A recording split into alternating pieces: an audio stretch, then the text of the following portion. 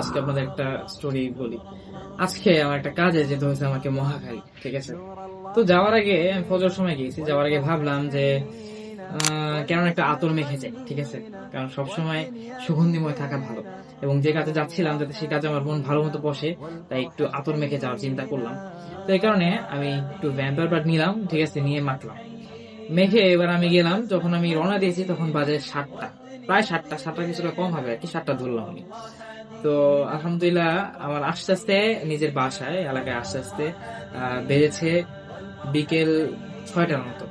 তো তখনও আমি দেখলাম যে ভ্যাম্পায়ারের যে ঘ্রাণটা আছে সেটা এত সুন্দরভাবে ছড়াচ্ছে যে আশেপাশের মানুষগুলো আমার নোটিস করতে পারতেছে। তো আপনি যদি টাইম পিরিয়ডটা দেখেন, এদিকে প্রায় সকাল 7টা থেকে নিয়ে সন্ধ্যা 7টা এবং এর থেকেও বেশি। আমি যদি এখন গিয়ে বাসায় দেখি, ঠিক আছে, আমি পাঞ্জাবিটা নিয়ে স্নিফ করে দেখি, দেখবো আমি ঘ্রাণটা আছে এখন।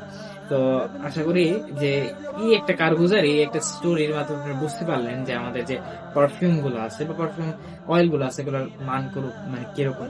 তো আশা করি যে আপনারা সবাই একবার হলেও আমাদের থেকে অল্প পরিমাণে 2 ml হতে পারে, 3 ml হতে পারে, পারচেস করে নিবেন এবং দেখবেন আসলে যে মার্কা সুনা যে বলে তাদের আতরগুলো একবারে বেস্ট কোয়ালিটি বেস্ট মানের, সেটা কি আসলে সত্য নাকি মিথ্যা। So,